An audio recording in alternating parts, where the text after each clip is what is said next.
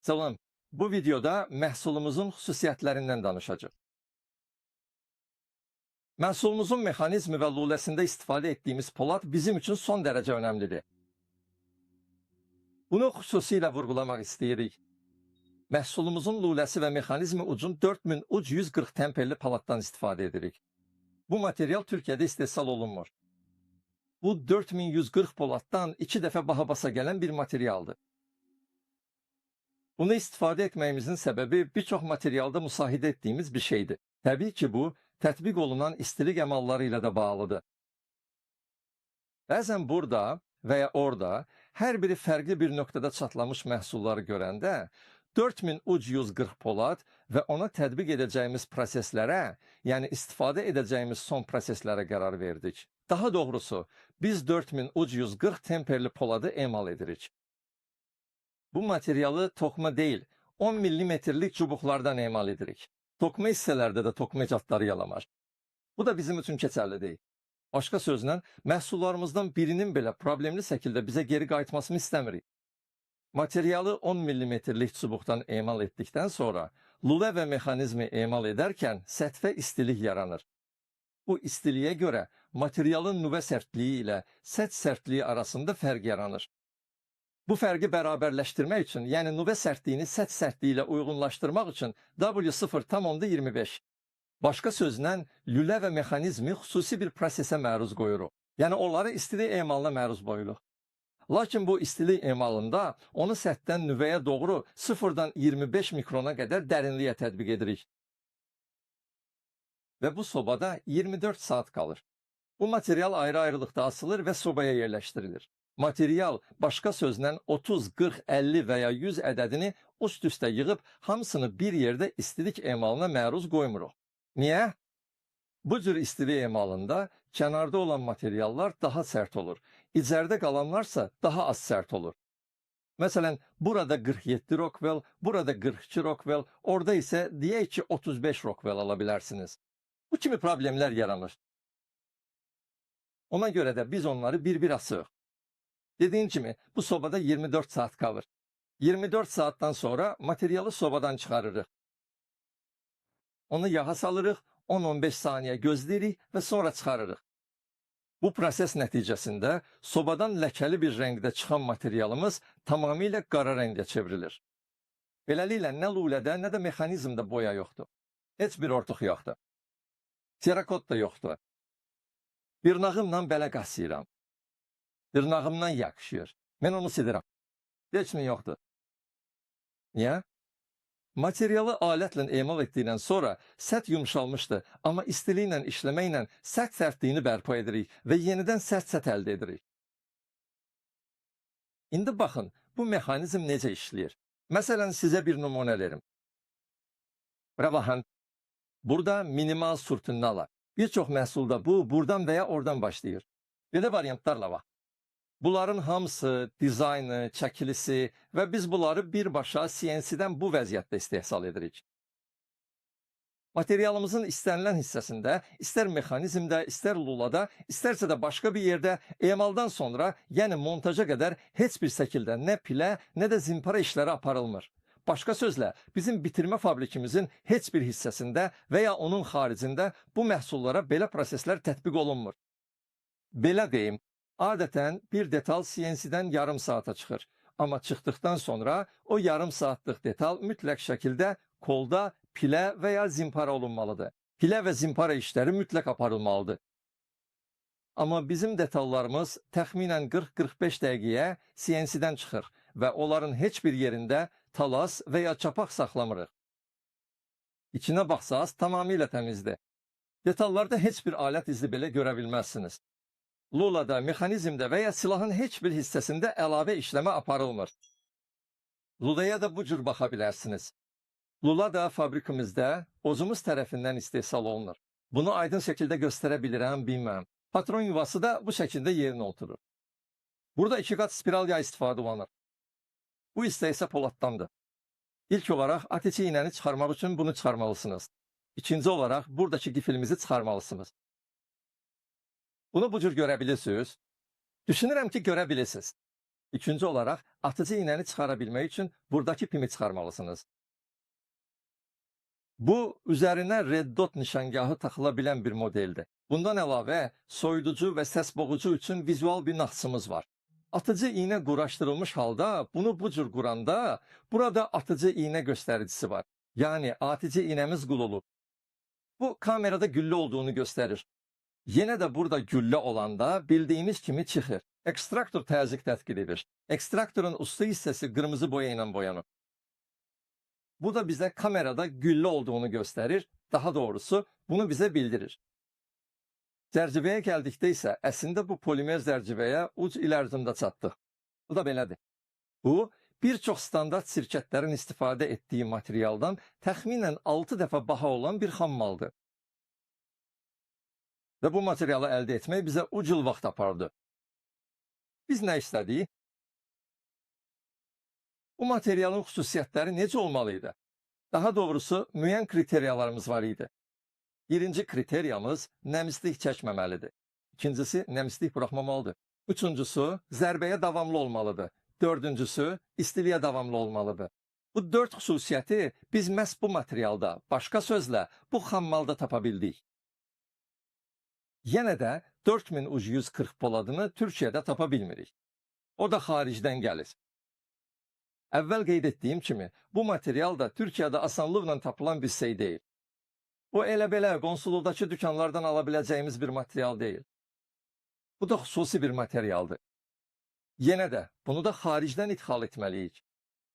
Nemisliyi udmamaq və buraxmamaq məsələsinə gəldikdə isə bildiyiniz kimi polad da daxil olmaqla materiallar isti havada genişlənir, soyuq havada isə yığılır. Yəni onlar genişlənir və yığılır. Bilirsiniz, elektrik xətləri yayda sallanır, qisdə isə gərginləşir.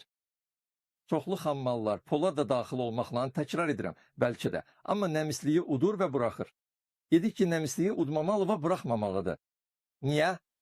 Biz onu mülayim, yəni isti iqlimə göndərdik. Materialımız genişlənəcək. Soyuq iqlimə göndərəndə isə materialımız yığılacaq və burada işləmə bosluqları və tolerantlıqlar çox kiçik olduğuna görə hansı silah olursa olsun qaçılmaz olaraq ilisəcək və ya sıxışacaq. Mexanizmi işlədərkən o plastik çərçivəyə dəyir və ya bir çox silahlarda bu hissənin, bu bölmənin aşağıya doğru sallandığını görürük. Başqa sözlə silahımızda belə bir şeyi acıq şəkildə istəmirik. Bu materialın hansı xüsusiyyəti var bilmirəm, amma davamlılıq baxımından bir material belə əyilirsə, mənim üçün bu uyğun material deyil deməkdir. Adi materiallar üçün qəlibləmə sərtləri 180 ilə 220 dərəcə arasındadır. Amma bu material üçün qəlibləmə sərti 280 ilə 320 dərəcə arasındadır. Bəs bu nə deməkdir? Bu yüksək temperatur müqavimətinə malik bir material deməkdir. Yəni yüksək temperaturda mən niyə yüksək temperatur müqavimət istəyirəm ya da biz niyə bunu istəyirik? Silah sürətli atəş zamanı nə qədər qısa da uçdu isə plastik materialdan hazırlanıb və əriməməlidir. Material yumşaq olmamalıdır. Çünki bildiyiniz kimi hər atəşdə mexanizm bu hissəyə dəyir və zərbə deyəndə olmazsa. Yüksək temperaturda pərzimlərdə qızacaq. Qızanda isə bu sahə boşalmağa başlayacaq. Cikkilti, cikkilti, cikkilti. Başqa sözlə bu dəlik genişlənməyə başlayacaq. İrəli və geri hərəkət edərkən qızarsa, bu kadrda bu problemlərin heç birini görməyəcəksiniz. Beləliklə, bu həqiqətən yüksək keyfiyyətli və davamlı bir materialdır. Üstəlik, zərbəyə davamlılıqdan danışanda onu bu şəkildə əyməyə çalışıram. Mən onu heç əyə bilmirəm. Daha bir videomuz var. Bu, bizim çat-çatı adlandırdığımız basılıb dəyən bir materialdır. Daha doğrusu, bu daxili çərçivə olmadan ən həssas nöqtəsində çat-çatı maşınıdır. Bunların heç biri yoxdur. Biz onu burada vururuq, sindirməyə çalışırıq. Biz onu sindirə bilmirik. Başqa sözlə, biz yoruluruq, amma material yorulmur. Ona görə də bu material bizim üçün əvəz olunmazdır. Yenə də bu materialın inyeksiya qəliblənməsini özümüz fabrikimizdə həyata keçiririk. Və material qəlibləndikdən sonra heç bir halda, heç bir aparat və ya formalaşdırıcı qurğuya bərkidilmir. Yəni, bir çox materialda bu belə olur. Onlar qəlibləndikdən sonra saxlarılar. Buraya bir sıxaç taxılır ki, bu hissə aşağıya düşməsin. Bu hissə isə belə bir dəzgahda bərkidilir ki, o tərpənməsin. Magazin yuvasına bir aparat taxılır ki, bu hissə daralmasın veya deformasiyaya uğramasın. Başka sözle, farklı bir forma almasın. Ama bu material bizim inyeksiya qəlibləmə maşınımızdan çıxır. Bu, birbaşa montaja gönderdiğimiz bir hissədir. Heç bir halda heç bir formalaşdırıcı aparata bərkidilmir. Arxa yastıq dəyişdirilə bilər. Bizim kiçiyi, orta və boyuq adlanan uc yastığımızla onu əlinizə uyğun tənzimləyə bilərsiniz. Magazin tutacağı hər iki tərəfə dəyişdirilə bilər. Bu tərəfdən çıxarılıb, digər tərəfə də taxıla bilər. Sola hay dostlarımızın da istifadə edə biləcəyi bir seçim və xüsusiyyətə malikdir.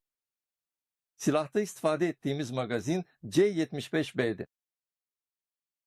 Yani bu C75B silahı ucun uygun olan bir magazindir ve İtalya'nın Mecar adlı istehsalcısı tarafından hazırlanır. Bundan əlavə AÇT adlanan başka bir sirket de var ki, o da İtalya sirketidir. Yani sifariş uzun hansının mövcudluğundan, onların istehsal veya çatdırılma vaxtlarından asılı olarak bəzən AÇT-dən, bəzən də Mecardan bu iki İtalya şirketinden magazin alırıq və məhsulumuzu əlavə edirik. Sual verebilirsiniz. Niye məhz İtalyam? Bizim fikrimizcə məsələ magazindadır. Eğer silah varsa magazin de var. Eğer magazin yoktursa silah da yoktur. Başka sözlə, magazin ne kadar keyfiyyətlidirsə, silahınızın keyfiyyətini bir o kadar dəstəkləyir. Necə desəm yaxşı olar? Yani biz silahı en yüksek seviyede hazırlamışıq, ama magazin istediğimiz keyfiyyətdə, düzgün ölçüdə veya başka bir xüsusiyyətdə değilsə, onun forması, tutumu, patronları saxlama veya oturma qabiliyyəti düzgün değilsə, onda silahımız işləməyəcək. Biz belə bir şey istemediğimiz için ne edirik? Eğer biz mexanizmdə və Lulada 4140 poladından istifadə ediriksə, polimer hissədə də ən yaxşı materialdan istifadə etməyə çalışırıq. Yani bu dəfə də butovluqda ən yaxşı magazini istifadə etməyə çalışdıq demək istəyirəm. Bu bizim təhlükəsizlik modelimizdir. Bizim təhlükəsizliyimiz. Tətik təhlükəsizliyi var. Əgər buradan bassaq, tətik açılacaq. Amma belə yandan bassaq, açılmayacaq. Tətik açılmayacaq. Bu silahı belimizden tez çıxarmağa çalışanda istifadə üçün nəzərdə tutulmuş tətik təhlükəsizliyidir. Bu təsadüfi atəsin qarşısını almaq üçün hazırlanmış tətik təhlükəsizliyidir ki, ozumuzu vurmayaq və ya tətik istənilməyən vəziyyətdə açılmasın. Əgər atəs açacaqsa, məhz bu mövqeyə gələcəyəm. Tətiyə basanda, elə ki basıram, tətik açılır. Bundan başqa, yandan bassam və ya tez çəksəm açılmır. Dikkat yetirdiğimiz veya sizin de dikkat yetirməyinizi istediğimiz diğer bir məqamsa, bu hərəkətdə surüsməni tamamilə buraxsam belə, o yenə də bu vəziyyətdə kilidlənə bilməsidir. Dikkat yetirdiğiniz için bunu bu cür edəm. Burada hər hansı bir cizik veya sürtünmə izi görebilirsinizmi? Heç biri yoxdur. Məsələn, vulənin qalınlığı biraz azdır. Bunu bura qoymağımızın səbəbi, atəş zamanı uc nöqtəni daha yaxşı və daha kiçik bir sahəyə toplamaq üçündür. Hedef atəsində qırmızı nokta əlavə oluna bilər. Lazer də əlavə oluna bilər. Reset məsafəsi. Yenidən qurmuşam. Fikir verdinizsə, bu ideal bir reset məsafəsini. Nə çox uzundur, nə də çox qısadır. Çünki əgər çox qısa olsa, əslində olduqca təhlükəlidir. Deyək ki, olması lazım olduğu kimidir, yəni doğrudur. Əgər nə vaxtsa silahımızla haradasa rastlasanız, bunu təsvir edə bilməyəcəyiniz bir şeydir. Bunu hiss etməlisən. Tətiyi boşaltdıktan sonra tətiyə çox yumuşaq bir şəkildə toxunun. Yalnız tətiklə atəs mili arasındakı sətin həssaslığını hiss edə bilərsiniz. Heç vaxt klik-klik səsi ilə dosunur. Tamamilə təmiz bir səth var, buna görə də atəs milinin nə vaxt buraxılacağını dəqiq deyə bilərsiniz. Yoxsa tut, səzəkmi deyə düşünməkdə qalacaqını. Necə desəm yaxşı olar, elə bir şeylə. Başqa sözlə, bunu tətikdə hiss edəcəksiniz. Silahımızla qarşılaşanda sizdən bunu yoxlamağınızı xahiş edəcəyik. Bundan əlavə ucnov cərcivəmiz var. Daha doğrusu 4 rəngimiz var. Qara, torpaq boz və yaşıl. Buradakıların heç biri cerakota ilə örtülməyib və ya boyanmamışdır. Əgər buna bu baxış bucağından daha yaxından baxsanız, xammali kəsəndə içərdən də eyni canlı rəng çıxır. Yəni bu boz rəngin kənarını belə bıçaqla qasıyıram. Altından yenə boşçudur. Bu deməkdir ki, biz xammalı birbaşa istifadə edirik. Başqa sözlə, bizim boya qarışıqlarımız var. Onları qarışdırırıq ki, material rəngli çıxsın. Heç bir ortuq tətbiq etmirik. Məni dinlədiyiniz üçün təşəkkür edirəm. Ümid edirəm yenidən görüşərik. İşinizdə uğurlar, xoş gün.